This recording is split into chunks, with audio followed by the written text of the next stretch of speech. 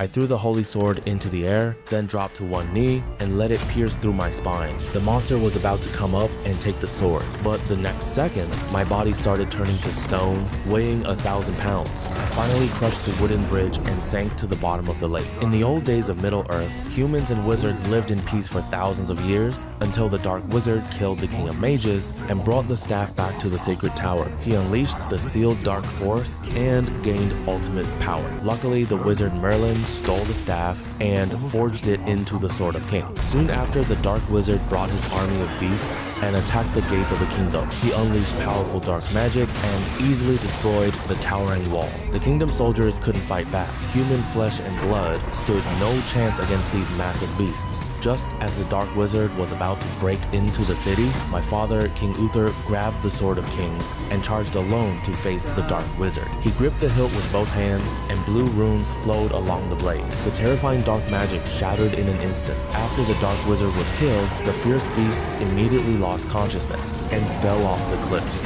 The catastrophe was stopped. King Uther's reputation reached its peak, but he didn't know the Dark Wizard had an accomplice, his own brother, Vortigern. To seize the throne, Vortigern made a deal with the devil and gained ultimate power. The price was sacrificing someone he deeply loved. Vortigern brought his wife to the edge of the pond, pulled out a dagger, and stabbed her to death. At that moment, my father Uther sensed the danger and rushed to get us out of there. Just as the three of us were about to escape, my mother collapsed. Then, a demon wrapped in flames rode out on a beast. To protect me, my father drew the Sword of Kings, but he quickly fell behind, and the Sword of Kings was knocked away. I picked it up for him like a good son, but accidentally left 2 cuts on my hand. The blood bond was completed just like that. Even though he got his weapon back, my father was at the end of his rope. To cover my escape, my father took a dozen hits, then threw the Sword of Kings into the air. The sword fell back and pierced through my father's back. His body turned to stone and sank to the bottom of the lake